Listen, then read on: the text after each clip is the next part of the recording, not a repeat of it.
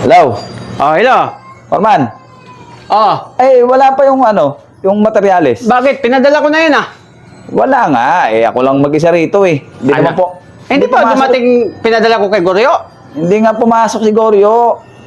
May hangover yung kagabi. Sabi niya papasok daw siya. Magkano yung binigay? 30,000 yun, pang materyales. Sus, dapat sa akin Para yun na, mabuhusan na yung dyan, bakal. dapat sa akin yun na lang inabot. Nakatiting naman talaga. Hindi talaga dumating dyan? Wala eh. Ako lang. Eh, hello? Hello? Hello? Hello? Ay, Nawala na naman tong pambihira. talaga.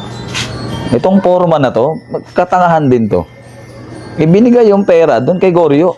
Eh akong gumagawa dito, ako na lang bumili. Ito namang libro na pinadala ko lang, pera.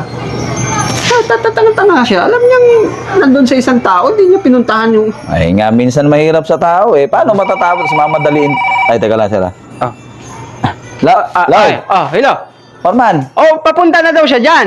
hindi nga papasok yun kasi may hangover yun. Paano yun Anak ng titing naman kayong dalawa, oh. Sinabihan, Paano mabuhusan yan kung hindi nyo yan? sinabihan ko na kayo, sa akin yung ipadala yung pera, ba't yung pinadala kay Goryo? Hindi ka naman kasi pumunta kagabi. Bakit hindi ka kasi... Hindi nga. Puntahan mo yun doon. Gawan nyo ng paraan yan.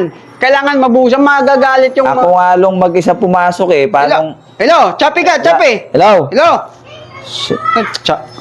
Oh.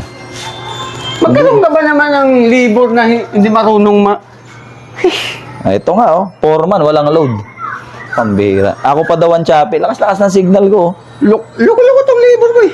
Sinabihan ko, kunin niya yung pera para mabuhusan na yung poste na dapat buhusan. Nako, parang ito. Itong foreman ko, ganyan din. May kalukuhan din sa buhay. Alam din namin. Ay, teka lang. Ay, hello? Hello? Ay, Foreman, O, ba't nawala ka? wala kayong load eh. Ako si Joel. Oh, Joel to, si Joel. Ay, Joel. Oh. Kunin mo Eh. doon kay Goryo. Foreman, di nga papasok yun lasing nga. Pagka ganon, tanggalin nyo na lang. Kay Jumar na lang. Pinapapunta ko na dyan si Jumar. Kasi Pareho nga di. Pareho nga magkasama yung dalawa lasing nga sila kagabi. Ako nga lang hindi sumamat, may pasok. Kay Bobby mo puntahan.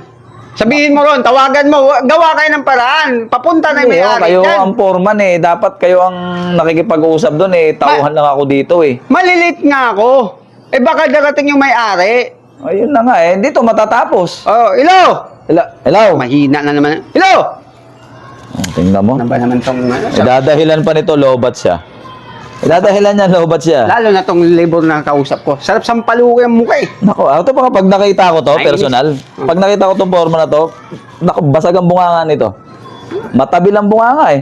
Itong labor na walang utak, hindi marunong gumawa ng paraan. Nako, ito. Parang walang pakialam sa trabaho. Parang ganyan yung foreman. Nakausap. Walang pera tong punyetang foreman na to eh. Eh, lalo naman tong labor na kausap ko. Walang Wala rin pakialam yun. sa trabaho. Ay, gusto mo sama ka? Papaload ako. Saan ba pala na nito? Dito sa labas tayo, paload tayo. Para makausap na itong mga animal na to. Anak ng titing itong dalawa na to.